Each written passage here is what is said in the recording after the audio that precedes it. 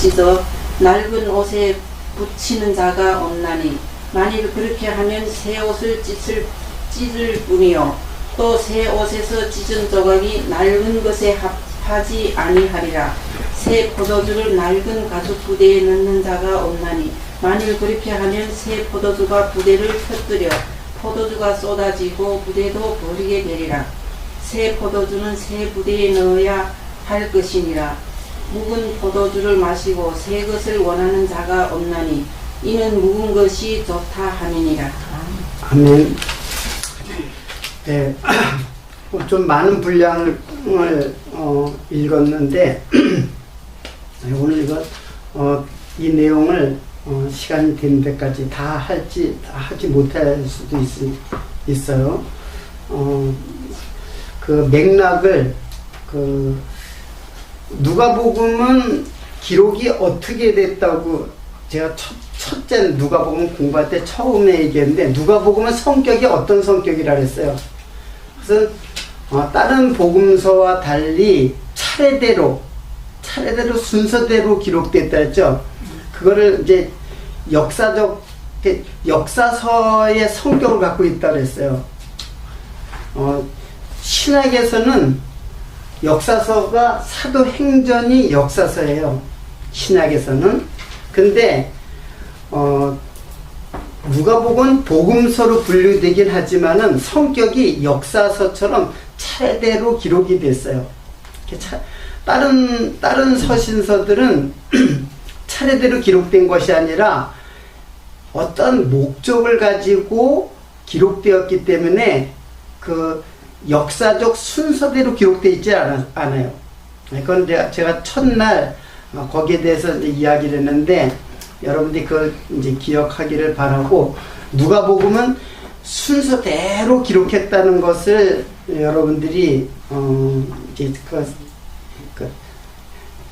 그런 말씀을 여러분이 먼저 이렇게 전제를 하고 누가복음을 공부를 해야 될 것입니다.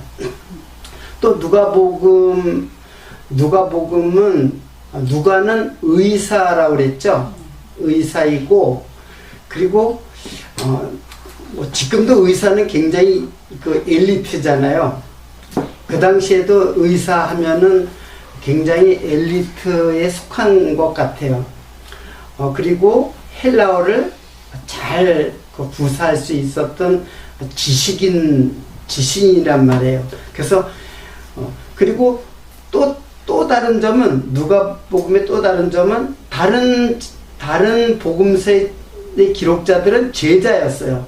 예수님의 제자인데 누가는 예수님의 제자가 아니라 바울의 제자예요. 그러니까 예수님 당시에는 예수를 알지도 못했었어요. 그런데 그 후에 바울이 예수를 믿고 난 다음에 바울도 사실은 예수님 당시에 있었지만 바울도 예수님이 죽으시고 다메섹 도상에서 예수를 만나고 회개를 한 거죠.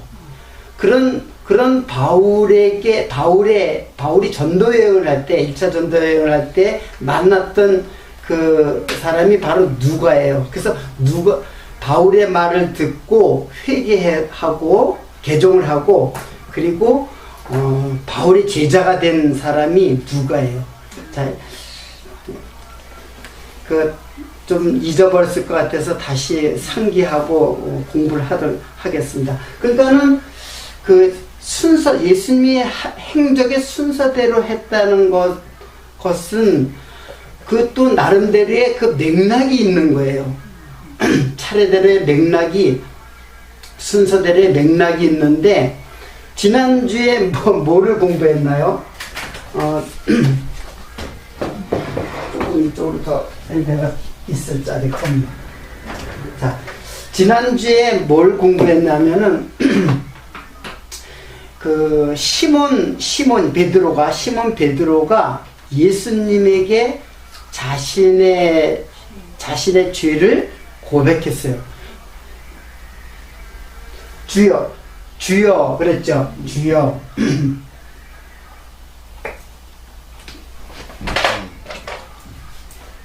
자, 주여 나를 떠나소서 그랬죠. 나는 죄인이로소이다.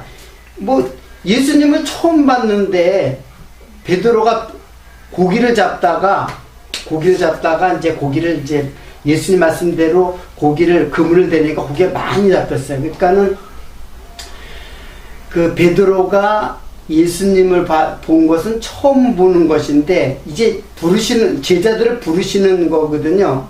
근데 처음 봤는데 베드로가 주여 나를 떠나소서 나는 죄인이로소이다. 나는 죄인이로소이다. 예수님에게 죄를 지은 것도 아니고 예수님을 보고 자기를 규정하는 말이 바로 주인이에요. 그리고 여기 주여라는 말은 이 주여는 여호와를 말하는 거예요. 사실은 여호와, 구약의 여호와를 말하는 거예요. 여호와 하나님, 전능하신 하나님, 창조주 하나님 앞에 자신의 모습을 표현할 때 죄인이로소이다 라고 얘기를 한 거예요. 그리고 나를 떠나소서. 왜 그러냐면 여호와 하나님은 죄를 함께 할 수가 없는 분이에요. 죄를 함께 할 수 없는 분이기 때문에 율법이 신의 산에서 율법이 떨어질 때 그 신의 산은 하나님의 거룩한 산이기 때문에 그곳에 올라오지도 못했어요. 인간이. 만약에 사람이 올라오면 하나님께서 돌격한다고 했어요. 즉 하나님은 죄와 함께 할 수 없는 분이란 뜻이에요. 그래서 율법을 주신 하나님, 그 하나님이에요. 그 하나님 앞에서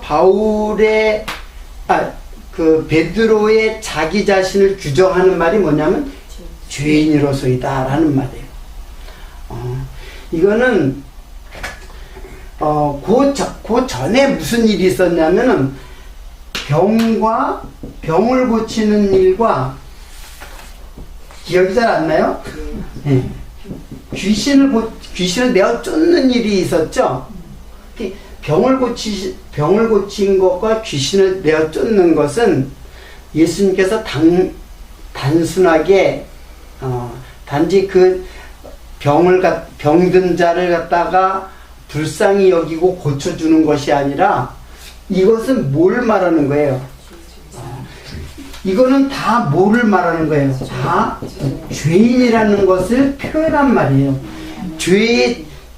이제 오늘 이제 병을 고쳤죠. 문둥병자도 고치고 중풍병자 고치는 2개의 병을 또 고쳐요. 그 전에도 병을 고쳤는데 병이라고 하는 것은 죄의 증상이에요. 우리들은 누구나 병으로 죽어요. 그리고 병으로 죽는다는 것은 뭐냐면 죄의 삭은 사망이다라는 것을 예수님께서는 여기서는 안 했죠. 이제 오늘 본문 말씀에서는 이제 죄가 바로 병을 고치면서 뭐라 했어요? 내 죄의 사함을 받았느니라 그런 말을 해요. 그러니까 즉 병이라는 것은 우리 인간의 병, 그 당시에도 병이 있고 지금도 병이 있는데 예수님께서 병을 고치신 것은 죄를 용서하신다는 것을 갖다가 표적으로 보여주는 거예요.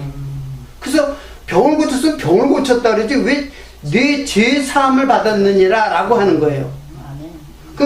나는 죄를 사할 수 있는 권능이 있다라는 거예요. 그건 누구예요? 바리새인들이 잘 얘기했죠. 감히 누가 죄를 사할 수 있느냐 그랬잖아요. 죄를 사하시는 권세는 누구한테 있기 때문에 하나님한테 있는데 목수의 아들인 예수가 죄를 용서하신다고 하는 것에 대해서 참담하다라는 거예요. 이 바리새인들이 볼 때, 율법자들이 볼 적에. 그러나 베드로는 바로 예수님을 하나님으로 본 거예요. 그 전에 예수님을 바라본 사람들은, 예수를 바라본 사람들의 모습을 그 전에 또 공부했죠. 지난주에 공부했죠. 예수를 갖다 왕 삼으려고 했던 사람들 있죠. 예. 예? 예. 왜 왕 삼냐? 병 고쳐줄지, 귀신 쫓아내지. 그러니까 이 사람이 바로 왕이다. 나에게 유익을 주는 사람이다라고 생각한 거예요. 그래서 왕을 삼으려고 했던 거거든요. 근데 예수님은 그들을 갖다가 떠나버려요. 왕을 삼으려고 하는 자들을 떠나버려요. 그래서 왜 그러냐면 너희들이 생각하는 왕 아니다라는 거예요. 너희들은 너희들이 유익을 주는 왕을 지금 왕을 찾고 있는데 나는 그런 왕 아니다. 왕이란 말은 메시아라는 뜻이에요. 메시아의 그 3직 중에 하나죠. 왕직, 선지직, 제사직. 이게 다 메시아라는 뜻인데 난 너희들의 메시아, 그런 메시아가 아니다라는 거예요. 실제로 유대인들은 그런 메시아를 구했죠. 세속적이고 그리고 로마에 억눌려 있는 우리 민족을 구원할 그 민족적 메시아를 구했어요. 근데 나는 그런 메시아 아니다라는 거예요. 그러면 그런 메시아라면 어떻게 해야 돼요? 당장 로마를 갖다가 물리치고 그리고 억압받는 이스라엘 백성들을 그 정치적인 곳에서 구출해내야 그들이 생각하는 메시아란 말이에요. 그런 메시아 아니라는 것을 그런 뜻에서 왕을 삼으려고 하는 그들의 군중으로부터 떠난 거예요. 자, 이것은 예수를 어떻게 보느냐의 문제예요. 자, 왕으로 보긴 봤는데 그들이 보았던 왕은 잘못된 왕이었어요. 그러니까 지극히 이런 주의를 인본주의라 해요.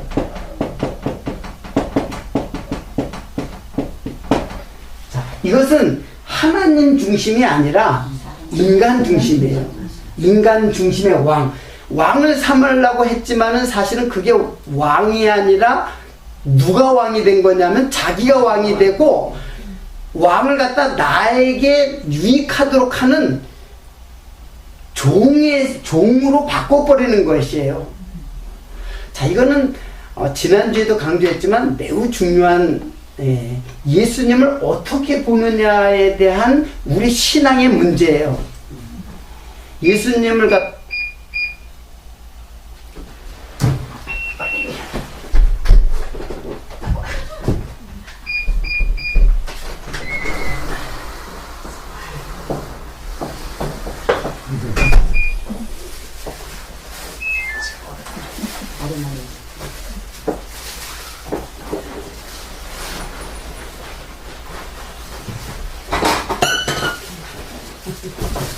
어서오세요.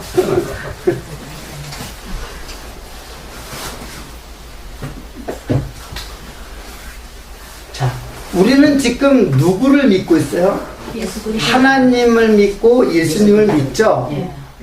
근데 우리의 그 직접적인 신앙의 대상이 되는 예수님을 믿는데 우리가 어떻게 예수님을 알아보고 믿느냐, 그건 신앙의 굉장히 중요한 갈림길이죠. 예수님을 누구로 아느냐가 중요한 거예요. 신앙이라는 것은. 그러니까 인본주의적 신앙이라는 것은 어디까지나 인간 중심의 신앙이에요. 그러니까 지금도 예수님을 믿는 것은 나의 유익으로, 내가 이 땅에서 행복하고 잘 살고 인기 누리고 많은 사람들에게 추앙을 받고, 쉽게 말하면은 명예를 얻고 그리고 부유하게 되고 해주는 예수로 믿는다면 그건 바로 이들과 다를 바가 하나도 없어요. 그게 바로 인본주의 신앙이라는 얘기예요. 근데 또 한 부류가 있었죠. 예수를 배척한 사람이 있죠. 그게 누구예요? 예수를 배척한 사람 있잖아요. 유대주의. 자, 그러니까 이것과 이게 두 개가 바로, 유대주의는 바로 고향 땅에서 어떻게 한다 그랬어요? 고향 땅에서 배척받는다. 고향 땅은 누구냐 하면 바로 유대인들이란 말이에요. 유대인들이 예수를 배척해요. 이들은 왕을 삼으려고 했던 사람이고, 이들은 예수를 갖다가 배척을 해버려요. 유대인들.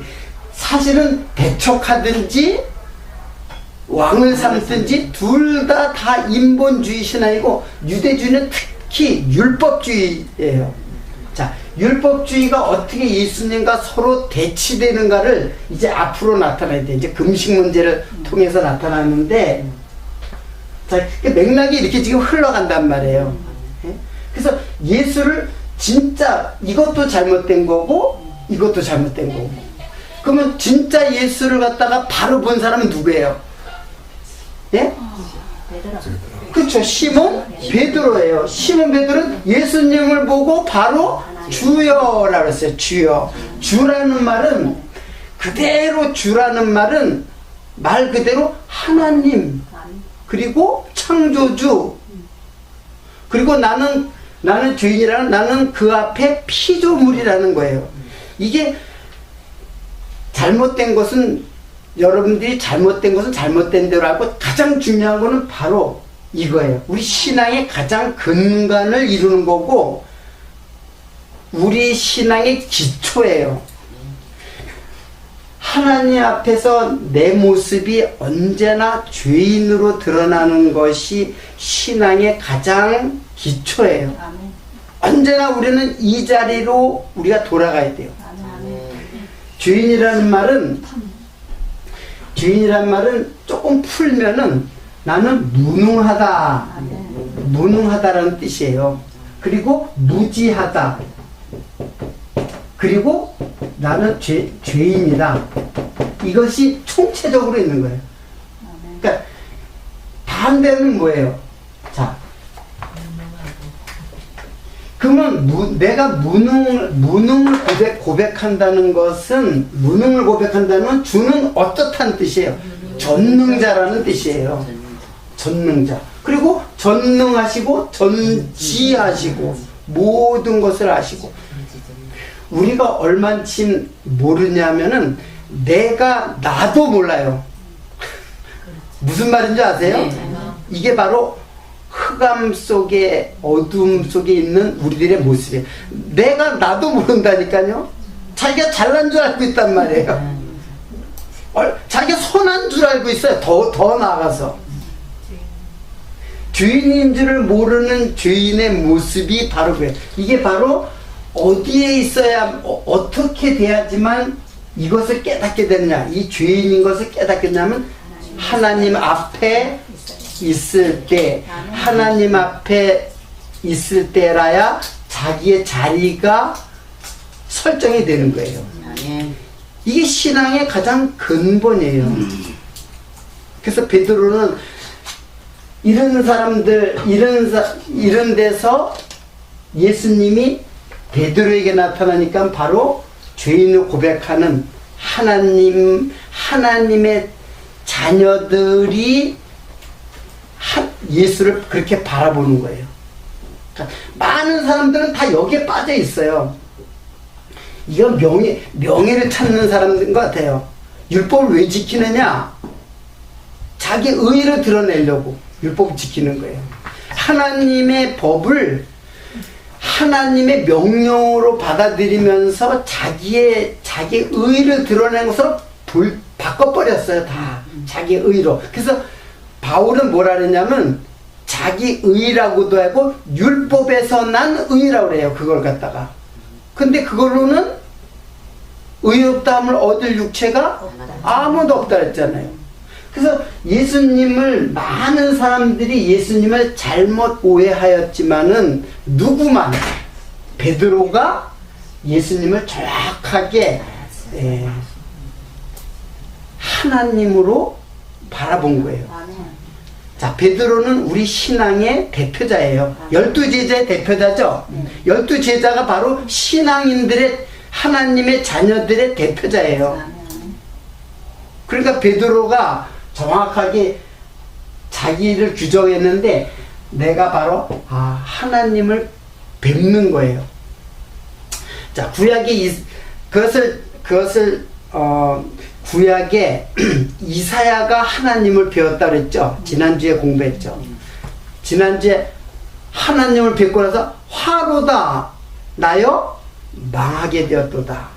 내가 망하게 되는데 왜? 하나님을 배웠기 때문에 망해. 왜? 내가 뭐기 때문에? 죄인이기 때문에. 그래서 죄를 사하여주는 죄를 사하여주는 방법이 구약에 어떠한 방법으로 죄를 사해줬어요. 거기에서 다 잊어버렸어. 예. 입술에 단의 숯불을 갖다가 입술에다가 댔다 그랬죠. 쉽게 말해 입술 갖다 어떻게 해요? 찢은 거예요. 뭐 어떻게 찢었는지 모르지만 거기 이사의 입술에 댔다 그랬어요. 숯불, 단에 된 숯불을 갖다가. 그러니까 우리의 죄가 다 입에서 나오기 때문에 그것도 다 공부를 했잖아요. 입이 얼마나 독사의 독이 나오는 우리들의 입인가. 근데 그 입에서 사실 찬송이 나와있죠.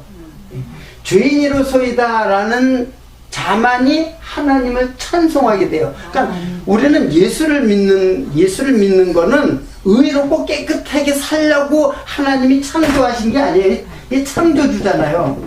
예? 창조주가 피조물을 갖다가 만든 것은 하나님께서는 이거를 깨끗하게 만들려고 하는 것이 아니라 피조물이 피조물인 것을 인식하는 것이 더 중요해요. 여기서 은혜가 나오는 것이고 찬송이 나오는 것이지 나는 죄인으로서이다 하면서 누구한테 의뢰를 하게 돼 있어요? 예수님한테. 예. 하나님의 의를 나는 지킬 수가 없어요. 그게 율법이거든요. 하나님의 율법을 어느 누구도 지킬 수가 없기 때문에 예수의 의에 힘입어서 하나님 앞에 나아가도록 하려고 하는 것이 하나님의 창조의 목적이에요. 그러니까 여러분들은 행위에 너무 우리가 의존하면 안 돼요.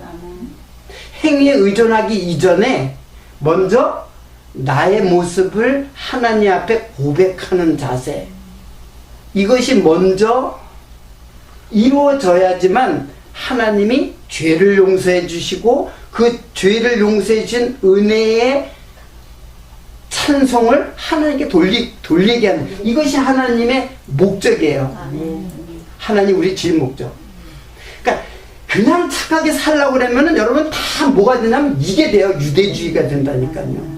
율법 그냥 지키려고 한다면, 지켜서 깨끗하게 살려고 하면. 구약의 유대주의뿐만 아니라 신약도 마찬가지예요.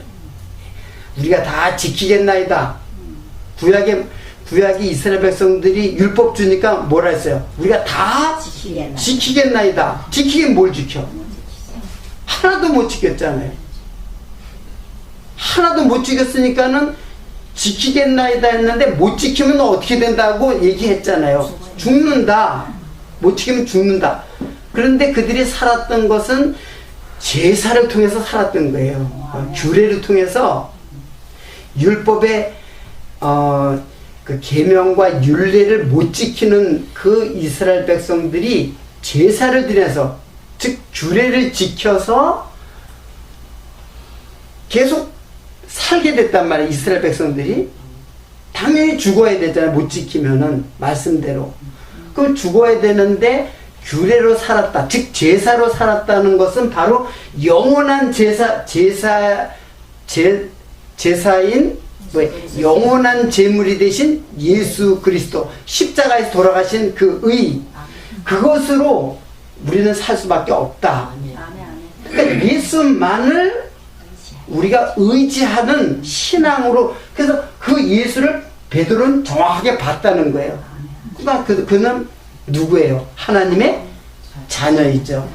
그러니까 하나님의 자녀는 바로 하나님을 바로 아는 것이 되는 것이고, 하나님을 바로 아는 것은 내가 바로 뭐예요? 죄인임을 아는 것에서부터 신앙은 시작돼요. 근데 거기서 시작되고 사실 거기서 끝나요. 여기 우리가 점점 의로워지는 게 아니에요. 그걸 어떻게 이제 알 수 있느냐면은 오늘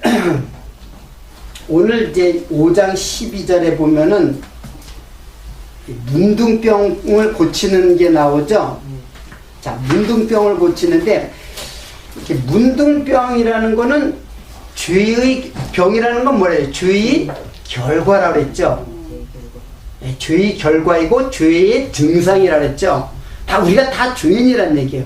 사실은 우리가 다 문둥병 걸린 자들이에요.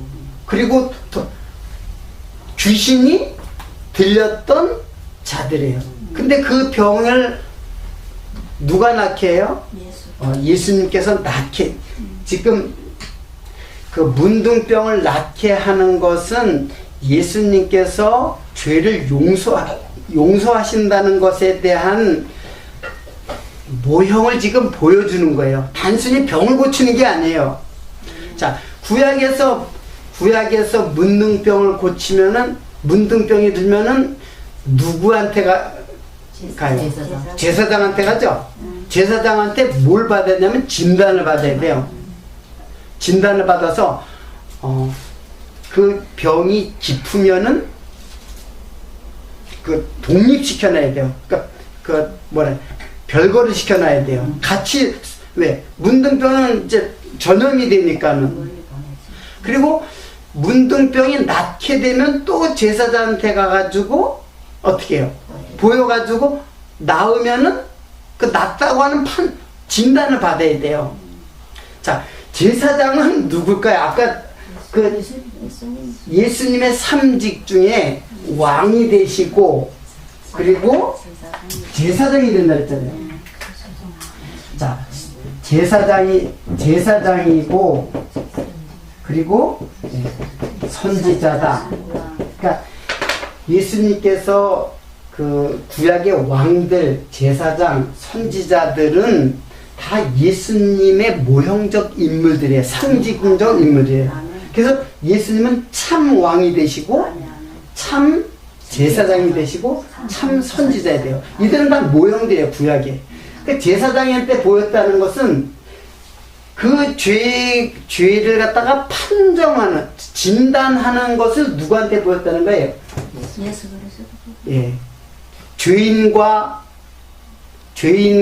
악인을 누가 심판해요? 이 심판하는 거거든요, 그게. 제사장이 진단하는 것은 심판하는 거예요. 그래서 예수님 앞에 가면은 용서를 받게 된다는 것은 바로 지금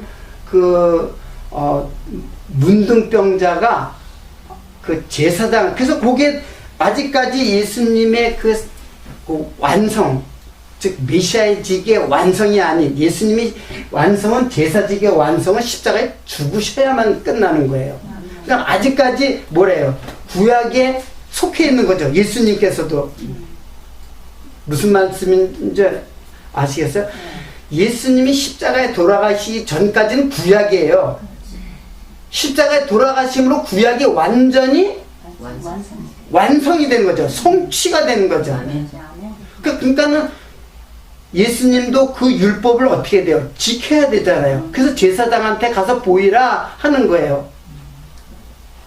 자, 그러한 그 문둥병자를 고치는 사건이 거기에 나오잖아요. 14절의 말씀이 바로 그런 거예요. 그리고 또 나아가서 17절부터 또 병자를 하나 고치는데 이번에는 무슨 병이에요? 예? 중풍병이잖아요. 중풍병. 중풍병은 지금도 흔하죠. 예. 자, 중풍병자가 이게 중풍병자가 이 사람들이 얼마나 고치기를 소망했는지 그냥 지붕을 뚫고 내려와서 침상체. 그때 글쎄 유대인들의 집 구조가 어떻게 됐는지 모르겠지만은 이렇게 기와를 갖다가 벗기고 침상체.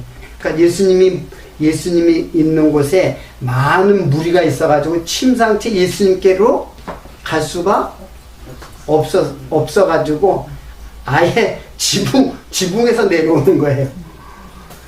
자, 그것을 보고 20절에 보면 예수께서 저희 믿음을 보시고 라는 말이에요. 자, 이때 이 믿음은 무슨 믿음일까요? 자, 믿음을 보다 우선 예수님을 믿었다는 얘기죠. 자, 예수님을 그들이 믿었던 예수님이 병을 고쳐주실 것을 믿은 거죠? 그래요, 안 그래요? 그래요. 예. 내가 예수님께로 가면, 실제로 예수님께서 많은 병을 고쳤으니까, 저분한테 가면 내 병이 낫겠다 해가지고 사람들이 그를 예수님께 데리고 왔잖아요. 그래가지고 그 문둥병이 아니라 중풍병자죠. 두 번째는. 자, 중풍병자가 예수님에게 왔는데, 예수님께서는 뭐라고 그랬냐면, 믿음을 보시고라 그랬어요. 그죠? 누구에게? 중풍병자에게 뭐가 있다는 얘기예요? 믿음이 있다는 얘기잖아요. 근데 이 믿음이 과연 무슨 믿음이냐? 아마 중풍병자, 여기에는 기록이 안 돼 있지만, 중풍병자의 믿음은 보통 생각하기는, 예수님이 내 병을 고친다. 낫게 해주실 것이라는 그런 믿음이라고 보통 그렇게 하죠. 근데 지금 이 믿음은 지금 예수님께서 하시는 거예요. 네가 믿음이 있다라고 하는 거예요. 중풍병자에게. 예. 보세요. 예수께서 저희 믿음을 보시고 이르시되 이 사람아 네 죄 사함을 받았느니라 라고 하는 거예요. 자, 이것은 예수님께서는 이 중풍병자의 그 믿음을 넘어서 중풍병자는 어떤 믿음 가졌는지 우리는 몰라요. 근데 예수님께서 이 말을 하는 거예요. 이 믿음이 중풍병자의 믿음이 뭘 했다? 죄사함을 받았다. 죄사함을 받았다는 거예요. 중풍병자는 지금 병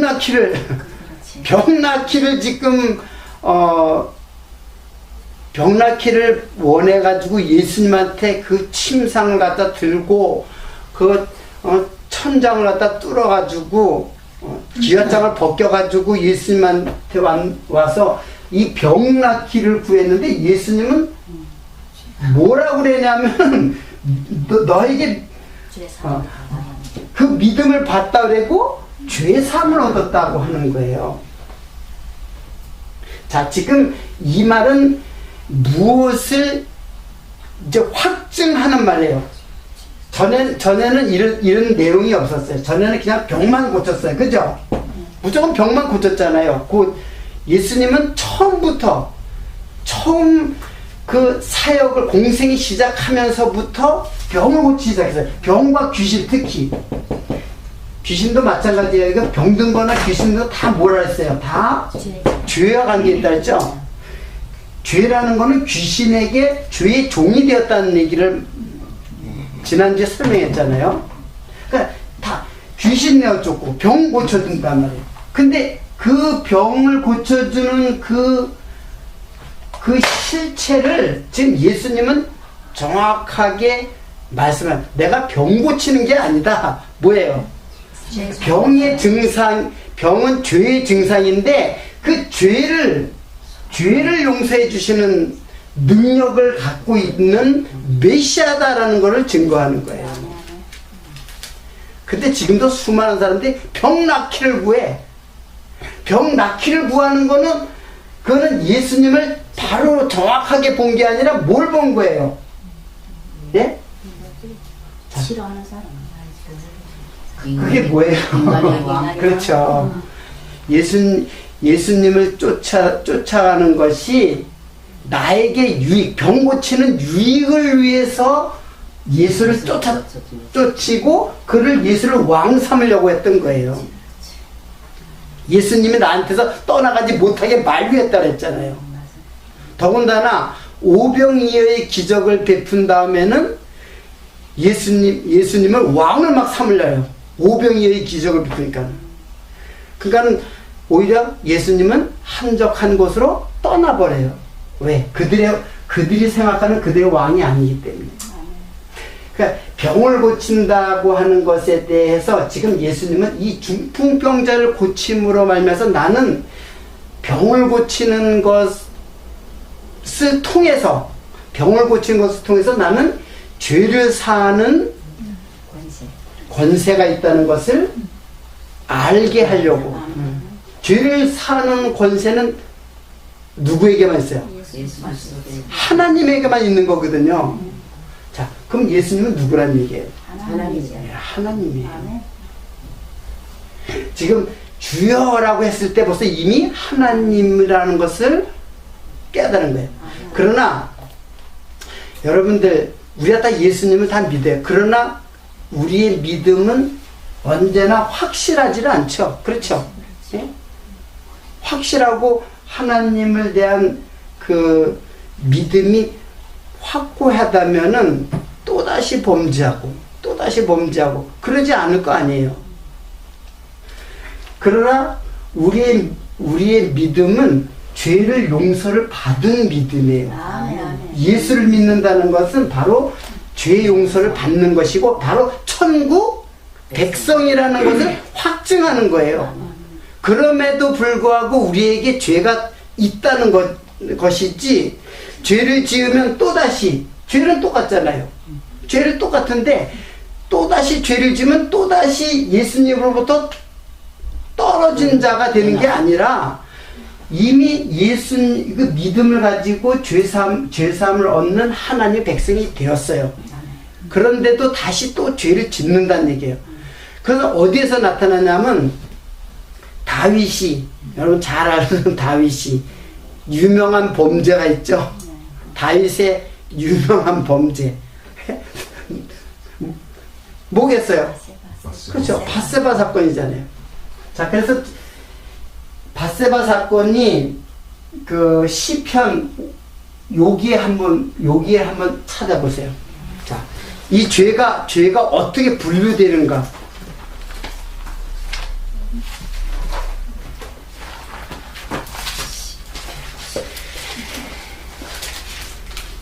여러분 찾으려면 한참 걸려가지고, 그래서 미리 적어놓은 거니까는 이걸 체크를 해놔요.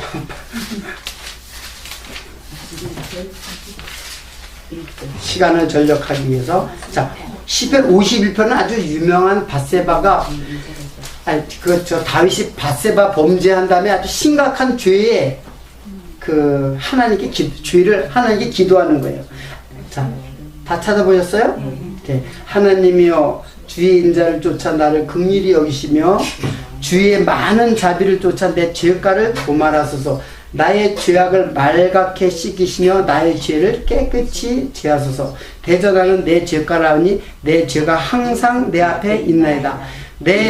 내가 주께 범죄하여, 주께만이라고 그랬어요. 거기 주께만 범죄하여 주의 목전에 악을 행하였으니 주께서 말씀하실 때 의로우시다 하고 판단하실 때 순전하시다 하리이다.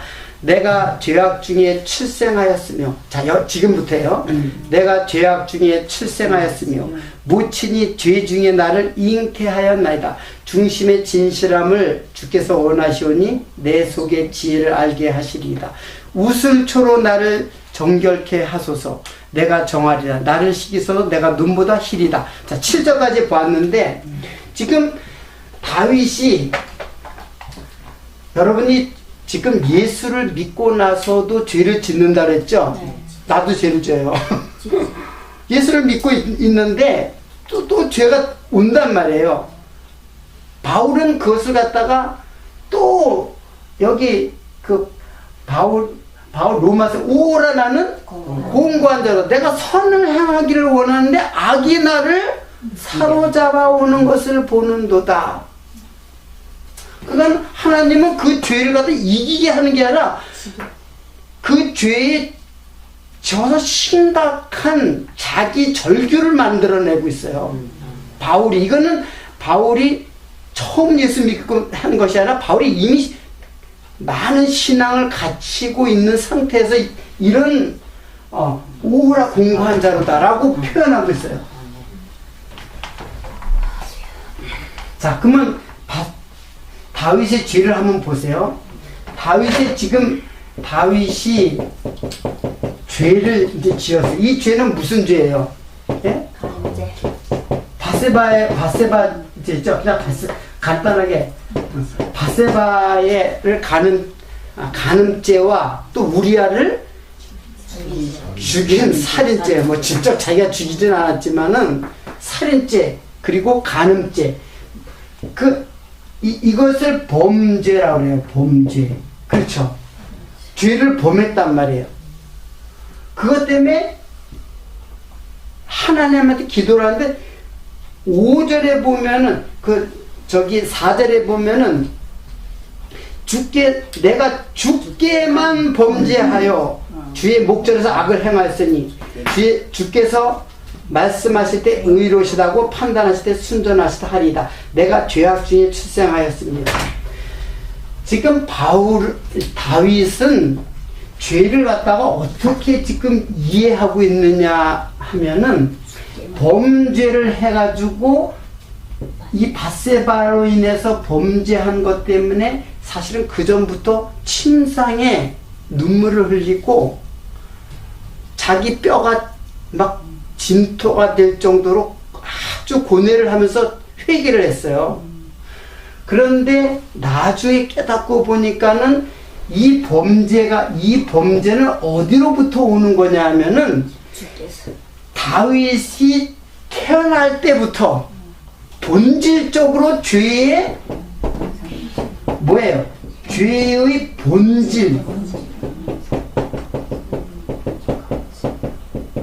지금 다윗 내가 바로 죄예요. 그냥 죄의 본질이에요. 죄를 짓든 안 짓든 죄예요. 태어나면서 내가 죄악 중에 출생했어요. 출생할 때 무슨 행위가 있지도 않은데 죄가 있다는 거예요. 지금 다윗이 깨달은 거는 뭘까요? 밧세바를 통해서 범죄했던 그 죄를 깨달은 게 아니라 이것은 내 본질 때문에 이런 본질을 갖고 있기 때문에 이런 죄를 짓게 되는 결과를 나타내는 거예요. 그러니까 하나님한테 뭐라 그러냐면 주께만 죄를 지었다라고 하는 거예요. 그러니까 이게 지금 베드로도 마찬가지로 베드로가 처음 본 예수님한테 죄인으로서이다 한 거는 지금 뭘 말하는 거예요? 행위를 말하는 게 아니에요. 본질상 죄. 우리가 본질적으로 죄인이었다라는 것이에요. 이거를 깨닫는 것이 신앙의 기본이라니까요. 근데 여러분들은 자꾸 행위로 죄 짓는 것에 대해서 그거를 죄를 지었다고, 행위로 깨끗하면은 그거를 착하고 선하다고 하고, 그거 뭔지 아세요? 그게 선악과를 따먹은 인간이 선과 악을 규정하는 그 선악의 개념이에요. 하나님은 그걸 보는 게 아니에요. 너희들은 죄를 지을 수밖에 없는 존재야. 이걸 알려주려고 다윗에게도 그걸 알려주려고 밧세바라고 하는 도구를 사용하는 거예요. 밧세바를 왜 갑자기 다윗의 눈에 벌거벗은 모습으로 나타나가지고 유혹해요. 예? 그래서 이걸 통해서 깨달은 것이 뭐냐면 바로 내가 본질적인 죄의 모습, 내가 바로 죄 자체다라는 거예요. 죄 자체. 그래서 나에게서 나오는 모든 것들은 다 죄예요. 자, 그 죄가 어떻게 사해지느냐? 51편 5절 계속 읽어볼게요. 주께서 6절 보세요. 중심에 진실함을 주께 원하시니 내 속에 지혜를 알게 하시리다. 우슬초로 나를 정결케 하소서. 여러분 우슬초 하면 생각나는 거 있어요? 없어요? 이게 성경을 보는 비결이에요. 우슬초가 어디에 사용하는 거예요? 양의 피를 묻힐 때 사용하는 거예요. 그리고 예수님이 십자가에 달렸을 때도 사용됐던 것 아세요? 예. 지금 이 우슬초는 양의 피를 묻히는 거예요. 이게 뭘 말하냐면 바로 누구를 지금 증거하고 있어요. 그렇죠. 이 죄 말고 여러분 이 죄 때문에 자꾸 뭐 일비하고 있는데 내가 죄를 짓고 안 짓는 거 그렇게 중요한 거야. 나 자체가 죄인이라니까요. 여러분 남한테 화를 내도 죄예요. 그거 화를 내도 지옥불에 들어간다. 라가라 하면 지옥불에 들어간다는 말이에요. 미워하는 죄가 있기 때문에 여인을 보고 음력을 품어도 죄이고 남의 것 보고 탐내도 그거 다 훔치는 죄고 다 죄예요. 근데 그런 죄는 안 지었으니까는 나는 죄인 아니다라고 생각한단 말이에요. 보통 이거는 신앙이 아니에요. 우리의 신앙은 예수님께서 철저하게 우리의 마음의 죄까지 다 그냥 다 드러내요. 우리를 완전히 뭐 하는 거야? 발가 벗겨버리는 거예요. 예수님이 왜 발가 벗겨지셨는지 아시겠어요? 왜 십자가에서 발가 벗겨지셨냔 말이에요. 바로 우리들의 죄의 모습을 지금 적나라하게 보여주는 거예요. 그러니까 여러분들 내가 죄를 짓고 안 짓고 선한 행위를 하고 안 하는 그런 피상적인 상태에서의 예수를 갖다가 믿는 것은 남한테 보이기 위한 것밖에 안 돼. 그거는 우리가 하나님 앞에 무릎을 꿇는 것은 이게 신앙이거든요. 예. 신앙이라는 것은 하나님과 나를 이해를 하고 그 앞에 무릎 꿇는 것이 바로 신앙이에요. 행위가 중요한 게 아니라 이게요. 행위는 그 후차 성령께서 우리를 가서 이끌어 가시는 것인데 그건 일단은 여러분이 생각하지 말아야 돼요. 이것이 전제되지 않는 모든 행위는 하나님 앞에 그것 자체가 죄가 되어버려요. 선한 행위조차도 죄가 될 수가, 죄가 된다 이게. 죄가 될 수 있는 게 아니라 죄예요. 그것이. 그게 바리새인들의 죄란 말이에요. 율법을 통해서 하나님을 잘 섬기겠다고 하는 바리새인들. 지금도 마찬가지로 지금도 신약의 모든 그 율법을 그대로 내가 지키겠다라는 그거는 성령께서 즉 예수의 영이 우리를 이끌어가는 것이지 내가 지켜나가는 게 아니에요. 나는 점점 바울이 뭐래서 나는 점점 죄인이 돼가잖아요. 나는 죄인 중에 괴수라고. 이건 죽기 1년 전에 한 말이에요. 처음엔 예수님이 예수님의 사도가 되어서 내가 그리스도의 사도라고 자랑을 했던 그가 나는 지극히 작은 송두보다도 더 작은, 그리고 나중에는 난 죄인 중에 괴수다.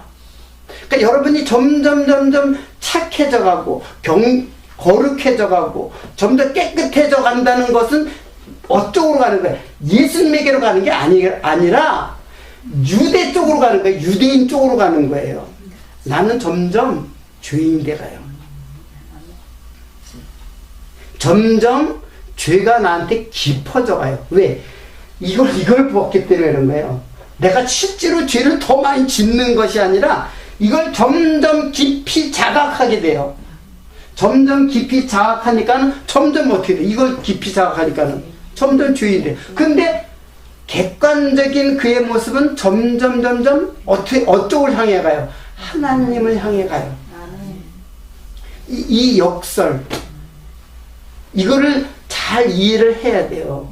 그래야지만 우리가 바른 하나님을 깨닫고 성경에서 계시한 그 하나님을 믿는 거예요. 근데 그렇지 않으면 자기가 마음대로 하나님 만들어 놓고 그 하나님 쫓아간다니까요. 그게 유대주의란 말이에요.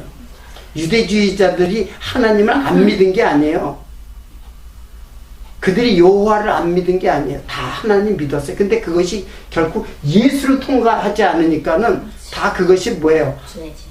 다 죄인으로 드러나요. 그 제사를 계속 지내요. 그 제사도 계속 지냈잖아요. 근데 그 제사가 누구를 상징하는 것이에요? 예수를 상징하는 것인 줄 모르고 예수님이 오시니까 예수를 죽여버려요. 유대인들이.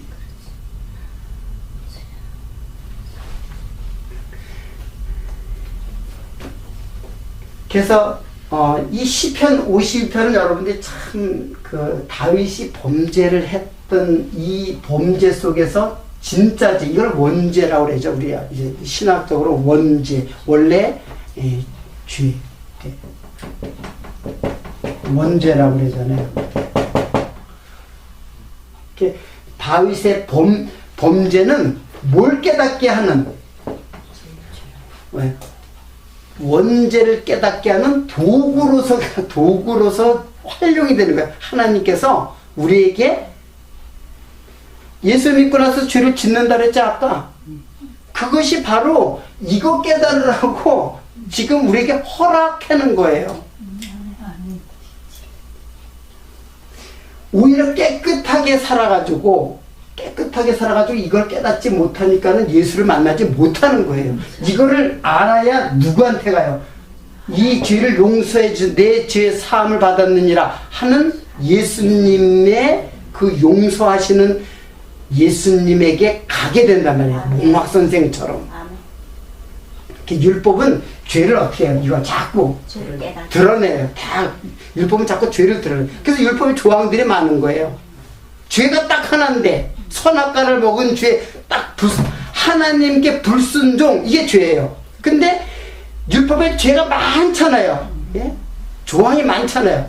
그건 뭐예요? 범죄를 많이 만들어내는 거예요. 그래서 못 깨달으라고. 내가 죄인인 것을 깨달으라고. 근데 베드로는 바로 예수님 보자마자 하나님 앞에 하나님 나를 떠나서 나는 죄인으로서이다. 이게 하나님의 자녀의 본래의 자리고 모습이에요. 처음에 우리들의 모습.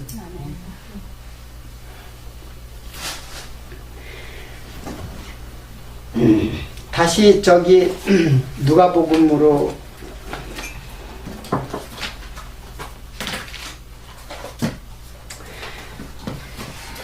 그래서 예수님이 죄를 사하는 권세를 갖다가 이제 증거를 하시니까는 사람들이 26절에 보면 모든 사람이 놀라 하나님께 영광을 돌리며 심히 두려워하여 가로되 올라 우리가 기이한 일을 보았다 하니라. 자, 거기가 그 다음에 레위를 부르시는 내용이 나오죠. 레위는 누구예요? 세리 마태죠. 마태가 레위예요. 자, 그 후에 나가서 레위라는 세리가 세간에 앉는 것을 보시고 나를 조추라 하시니 저가 모든 것을 버리고 일어나 조추니라. 자, 여러분들 마태가 뭐라 그랬어요? 세리. 지금 말하면은 세무서의 직원이란 말이에요. 근데 지금 이 세리는 죄인 중에 개수는 바울이 한 말이고 죄인의 대표자가 바로 세리예요. 왜 그러냐면은 그 당시에 세리는 유대인들에게서 세금을 받아서 로마에다가 바치는 사람이에요. 이게 세리거든요. 근데 이 사람들이 로마한테 일정량만 바치면 돼요. 그런데 더 많이 걷어가지고 일정량만 바치고 나머지는 다 자기 수익으로 삼는 자들이 바로 세리예요. 그래서 세리하면 죄인이에요. 유대인들이 볼 때 자기네 민족의 피를 갖다가 빨아가지고 먹는 아주 못된 매국노. 그러니까 죄인의 아주 대표자. 창기, 세리. 이 사람들은 유대인들이 그냥 내놓은 죄인들이에요. 그런데 여러분들 보세요. 예수님이 누구와 함께 먹고 마셨어요? 예. 세리, 죄인, 창기 이런 사람하고 먹고 마셨어요. 이제 금식 문제가 나오는 거거든요. 거기에 자 일단 여기를 한번 보세요. 그러니까는 저가 모든 것을 나를 쫓으라 하니까 저가 모든 것을 버리고 일어나 쫓으니라. 아무런 그 이유 조건이 없죠. 그냥 쫓으라니까 그냥 쫓았어요. 그냥 세관에서 자기 직업인데 그 직업도 버리고 자기 직장을 버리고 그냥 예수님을 쫓은 거예요. 예수님이 누구예요? 하나님이지. 전능자래요. 전능자. 전능자라는 말은 거기에 인간의 피조물이 항거할 수 없다라는 거예요. 거기에 이유 조건, 나 잠깐만요. 생각 좀 해볼게요. 아니면 내가 이거 다 정리한 다음에 쫓을게요. 아니면은, 당신을 쫓는 것이 뭐가 유익이 됩니까? 설명을 해 주십시오. 뭐, 그런 보통 사람이라면 그렇게 했을 거 아니에요.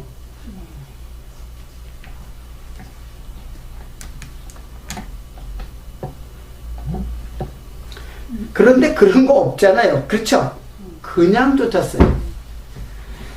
베드로와 요한, 야고보 다 마찬가지예요. 어부들도 쫓을 적에 그 그물과 배를 버려두고 그냥 쫓았어요. 오라 하면 그냥 가는 거예요.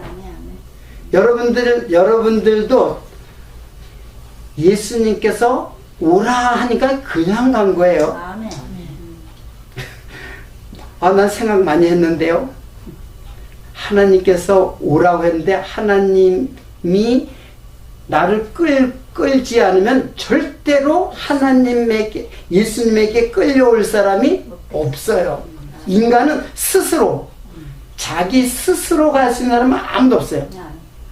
내가 영접했는데요.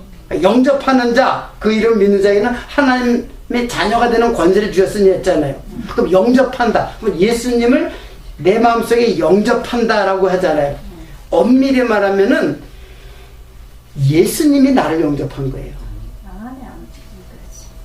네가 내 안에, 내가 내 안에 했는데 엄밀히 말하면은 내가 예수님을 영접하는 게 아니라 창세 전에 이미 하나님의 자녀로 예정된 사람을 하나님께서 다 영접해요. 근데 그걸 갖다가 예수님은 네가 나를 영접했다라고 하는 거예요. 하나님이 누구신데 우리가 그 하나님을 내가 내게로 영접해요. 하나님께서 나를 부르시니까 그냥 쫓아갔다 그랬죠. 아무 이유 조건 없이. 그게 하나님의 전능하신 능력이에요. 귀신도 내어쫓고 바다와 파도를 잠잠케 하시고 병을 고쳐주시고 이건 지금 전능한 능력을 보여주고 있는 거예요. 단순히 병 고치는 것이 아니라 천지를 창조하신 하나님이 육신의 몸을 입고 이 땅에 오신 그 예수님, 당신이 하나님이군요 하고 지금 엎드려 절하는 거예요. 나는 죄인이로소이다. 이것이 바로 제자예요. 그 제자가 바로 누구를 상징하냐면 바로 여러분들이에요. 바로. 제자는 하나님의 자녀의 대표자인 베드로를 말하고 제자들 12제자는 하나님 백성의 숫자를 말하는 거예요. 상징적이지만 그래서 우리들이 다 베드로를 부르시는 것처럼 우리도 다 부름을 받은 거예요. 어떠한 양상을 갖고 있을지라도. 자, 그렇게 해서 이제 레위를 부르시는데 또 이런 게 나와요. 레위가 그 예수님을 쫓고 나서 기뻐한 모양이죠. 예수를 위하여 자기 집에서 큰 잔치를 하니 세리와 다른 사람이 많이 함께 앉았더라. 바리새인과 저희 서기관들이 그 제자들을 비방하는데 너희가 어찌하여 세리와 죄인과 함께 먹고 마시느냐. 예수께서 대답하여 가라사대. 여기에는 그게 안 나오죠. 세리와 다른 사람이 많이 있다 그랬는데 이 다른 사람들이 누구냐면 다른 복음서에는 바로 창기도라고 죄인들도 나오는 거예요. 그들과 같이 먹고 마셨거든요. 바리새인과 서기관들이 그 제자들 비방할 때 너희가 어찌하여 세리와 죄인과 함께 먹고 마시느냐. 예수께서 대답하여 가라사대 건강한 자에게는 의인이 쓸데없고 병든 자에게라 쓸데있느니라. 이 말은 잘 알죠. 병든 자, 나는 고치는 자인데 병을 고치러 왔단 말이에요. 이 땅에 예수님께서 오신 것은 병을 고치러 온 거예요. 병이 뭐예요? 우리의 죄를 용서하시는 자로 오신 거예요. 그러니까는 병든 자와 건강한 자에게는 건강한 자에게는 의원이 쓸데고 병든 자에게 쓸데있는 것처럼 내가 의인을 부르러 온 것이 아니요 죄인을 부르러 왔느라. 의인이라고 생각하는 바리새인들, 자기들이 의인이라 생각했거든요. 바리새인들은 그들을 내가 부르러 온 것이 아니라 죄인을 부르러 왔다. 죄인을 불러 회개시켜서 하나님의 자녀로 삼겨내 왔다. 저희가 예수께 말할 때 요한의 제자는 자주 금식하며 기도하고 바리새인의 제자들도 또한 그리하되 당신의 제자는 먹고 마시나이다. 예수께서 저희에게 이르시되 혼인집 손님들이 신랑과 함께 있을 때에 너희가 그 손님으로 금식하게 할 수 있느냐. 그러나 그날에 이르러 저희가 신랑을 빼앗기니 그날은 금식할 것이니라. 자, 금식 문제가 나와요.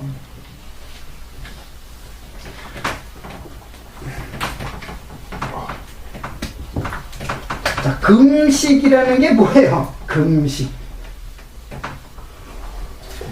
자, 금식이라는 거는 이제 레위기에 이게 그냥 사람들이 그냥 습관적으로 하는 것이 굳어진 것이 아니라 하나님의 뭐예요? 명령이에요. 레위기, 즉 율법에 나오는 거예요. 이건 나중에 찾아보도록 하고. 자, 금식이라는 것이 그 하나님의 명령으로 주어졌는데, 금식이라는 말이 뭐예요? 금식이 어떤 의미를 갖고 있어요? 여러분들은 어떻게 지금까지 금식을 어떻게 이해하고 있어요? 혹시 얘기할 사람 없나요? 죽으라. 예? 뭐 먹지 말라니까 죽으라는 소리 아닌가? 예. 먹지 말라. 음식 먹지 말라. 금식 피하니까.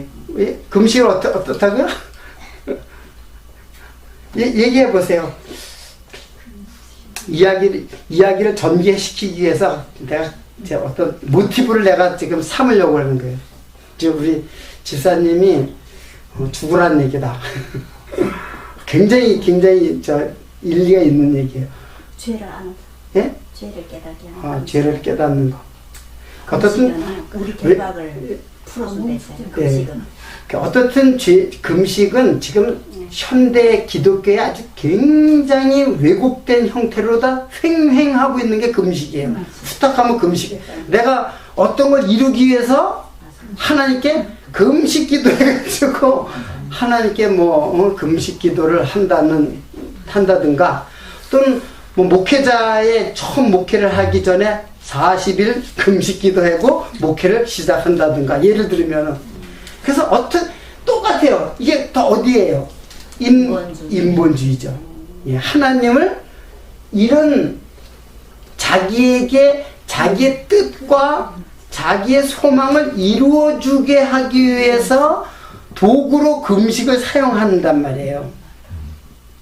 근데 금식은 전혀 그런 거 아니에요. 금식은 지금 지사님 어떻게 그거 참 이 말씀을 이해를 이게 저는 그렇게 생각해요. 이 말씀을 계속 하면 말씀이 점점 깨달아지는 게 있어요. 맞아요. 금식이라 우리가 음식을 먹지 않으면 뭐 어떻게 돼요? 죽죠. 예, 당연히. 오정기 씨라가 전화 왔는데 끊겼습니다. 끄세요. 뭐 물어보려고 했던 거 아니나? 아니. 아, 이거 끊어지지도 않아. 그게 그래? 저거 진동을 놔버리자. 잠깐만.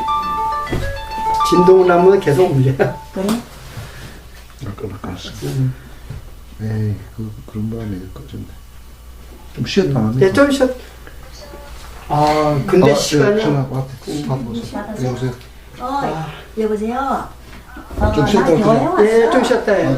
화장실 좀 가야지. 얘 지금이야. 지금. 아니, 잠깐만. 이제 하여. 잠깐만.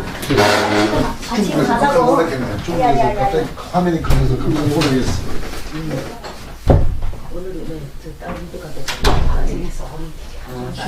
네, 화장실요? 예, 여기 계속 다. 네, 너무 그거 있어.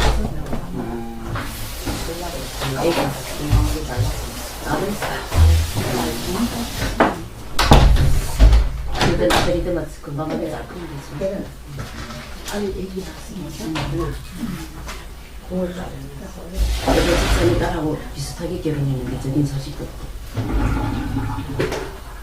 저는 먼저 하는 여기 먼저 하고 저기 설 때 일단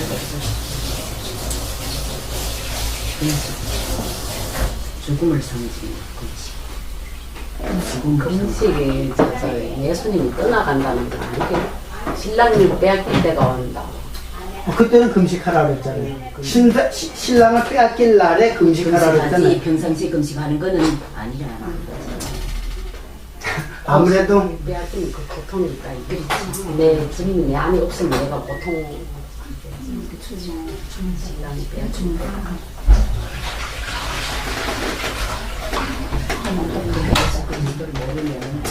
저 시간이 되어서 오늘은 이제 마쳐야 될 것 같아요. 늦게 시작했잖아요. 아, 늦게 그렇구나. 시작했잖아요. 그게 몇 분이죠? 25분 늦게 있어요. 그러면 뭐 금식에 저거 하고 결론은 다음에 떠서 25분 늦게 있어요. 어쩐지 시간이 벌써 1시간 거야. 예.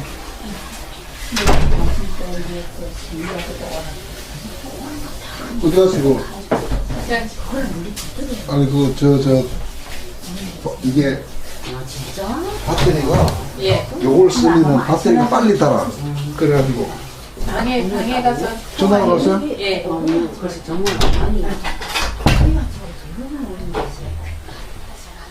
저는 좀 25분 늦게 시작해가지고 좀 중간에 좀 10분만 하고 중간에 좀 쉬었다가 예. 저번에 것이 너무 길으니까는 두 개로다가 나눠도 충분히 되겠더라고요. 중간에 적당한 데서 딱. 그래서 한번 이런 강론을 들을 때 사람이 우리도 강의할 때 보통 50분이잖아요. 100분 하면 중간에 또 교수들이 꼭 쉬게 해주는데 집중이 집중이 다 잘 안 돼. 몰라, 공부를 못 해서 그런가. 아니 그렇게 하려고 내도 그랬는데 나도 모르게 언제부터 그렇게 됐어.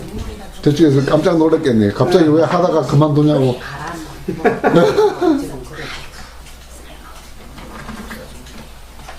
잠깐만요.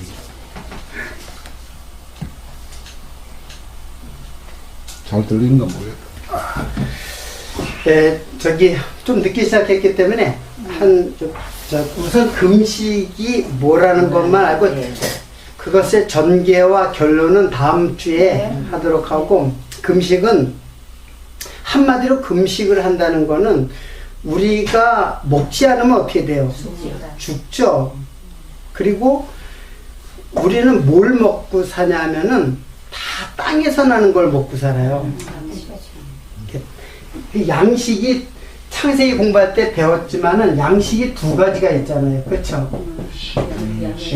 육신의 양식이 있고 육신의 양식이 있고 하늘의 양식. 이거는 땅의 양식이고 하늘의 양식이 있고. 그래서 하늘의 양식. 지금 먹지 않는 것은 즉 우리는 땅에서 나서 땅의 것을 먹고 땅으로 돌아가요. 그게 이제 우리의 우리가 피조물이 그렇다는 얘기예요. 그래서 먹지 않는다라는 것은 에너지를 섭취하지 못하는 거죠. 그러면 생명이 끊어져요. 지금 생명을 설명하기 위해서 생명이라는 것이 무엇을 설명하기 위해서 지금 금식이라는 것을 도입을 한 거예요. 하나님께서. 금식 자체가 중요한 게 아니라 금식하면 너희들 죽는다 라는 걸 가르쳐 주는 거예요. 그래서 우리는 땅에 속한 자이고 그래서 땅의 것을 먹고 사는 자인데 그거 먹지 않으면 죽는다. 이게 이제 금식이 갖고 있는 뜻이에요. 그래서 금식을 이제 구약에도 나오는데 금식을 뭐라 하냐면 영혼을 괴롭게 한다라는 뜻이 있어요. 그 말 뜻이 영혼을 괴롭게 한다라는 뜻이 있어요. 히브리 말로. 그러니까는 금식을 하면은 죽음에 가까웠고 죄의 고통. 그러니까 죽음이 뭐예요? 죽음은 왜 죽냐면은 죄의 삭시 죽음 사망이거든요. 그래서 사망의 고통이 바로 금식을 하게 하는 이유예요. 그러니까 죽는다는 말이 맞는 말이죠. 자, 그런데 금식이 예수님 당시에는 금식이 그냥 횡행했어요. 어떻게 얼마씩 많아졌냐면 일주일에 몇 번? 유대인들이 금식을 몇 번 했어요? 일주일에? 예? 2번 했죠? 월요일하고 목요일날 했단 말이에요. 근데 원래 여기 레위기, 이거 나중에 한번 보세요. 레위기 하나님께서 금식하라고 한 날이 하루밖에 없어요. 언제예요? 속죄일이에요. 속죄일은 대제일이라고 대속죄일인데 1년에 한 번 7월 10일 날 대제일이에요. 그 제사는 사실 매일 드려지는데 매일 드려져요. 제사는 매일 드려지고 어떤 제사는 일주일마다 안식일마다 드려지는 제사가 있고 한 달에 한 번 절기마다. 그런데 대속죄는 1년에 한 번 모든 죄를 대속하는 그런 제사가 대제일이에요. 그게 7월 10일인데 그날 금식해요. 그날. 그러면 하나님은 뭐라 했어요? 금식을 몇 번 하랬어요? 한 번 하랬어요. 1년에 한 번. 근데 유대인들은 하나님을 더 잘 섬기려고 나는 더 잘 섬기겠다고 하는 뜻으로 일주일에 2번 금식하고 그걸 자랑했어요. 자, 이건 뭘 말하냐면은 이 행위가 하나님에게 하는 것이 아니라 누구에게 지금 하는 거예요? 사람에게 보이려고. 그래서 예수님께서 사람에게 보이려고 뭐뭐뭐뭐 하지 말라는 게 쭉 나오죠. 선상수훈에. 사람에게 보이기 위해서 기도도 사람에게 보이기 위해서 하는 거고 구제도 사람에게 보이려고 하고 금식도 사람에게 보이려고 그렇게 하지 말라. 그래서 얼굴도 금식하면은 얼굴이 초췌해지잖아요. 근데 얼굴을 금식하면 어떻게 하랬어요? 얼굴 깨끗이 씻으라고 그랬죠. 금식하지 않은 것처럼. 지금 그 말이 무슨 뜻이야? 너희들이 금식하는 것의 그 본래의 뜻을 지금 이해하지 못하고 있다라는 것을 예수님께서 말씀하는 거예요. 그걸 이사야서에 보면은 요거만 보고 저 금식에 대한 얘기는 이사야 보면 58장 3절로 8절 보세요. 이게 금식의 원래 하나님의 뜻이에요. 이사야 58장.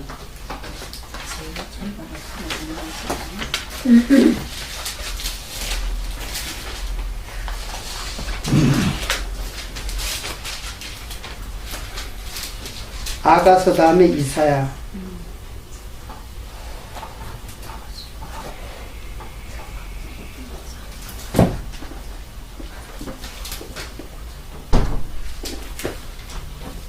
내 걸로 1037페이지인데.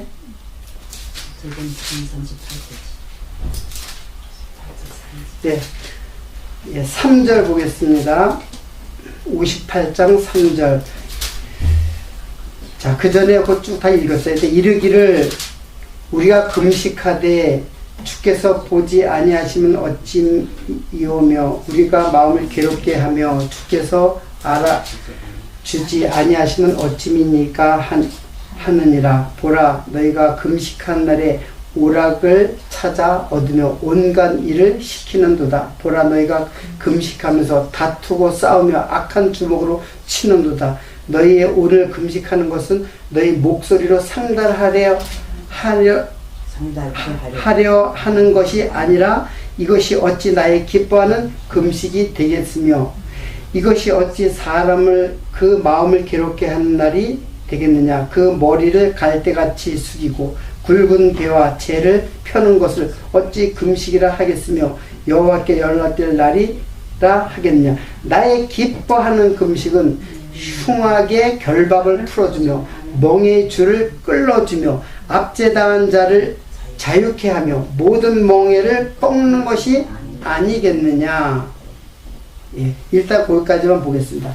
자, 이 금식이 점점 많아진 것은 예수님 때 그렇게 많아졌지만 사실 이미 그 전부터 금식이 많아졌다는 얘기예요.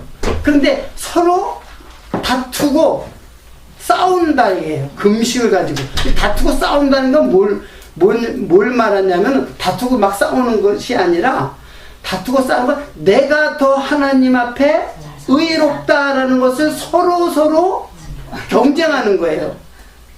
원래 금식이 뭔지를 모르고 그게 무슨 금식이냐라는 거야. 지금 이사야가 금식은 뭐라 그랬어요?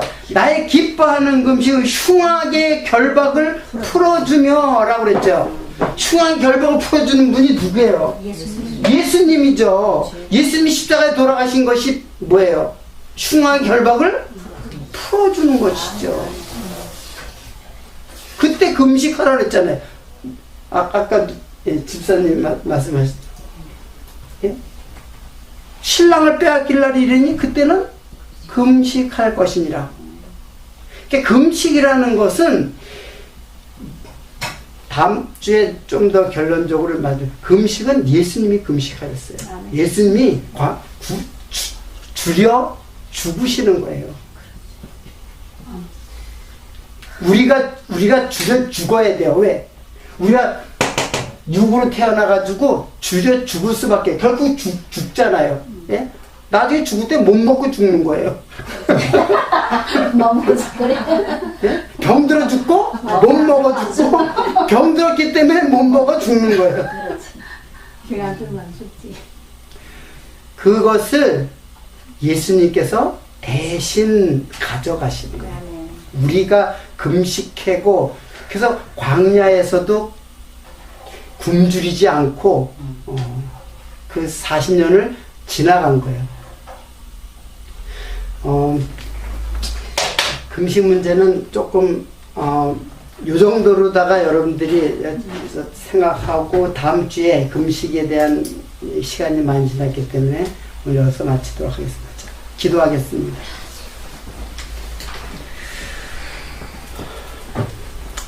자비로우신 아버지 하나님,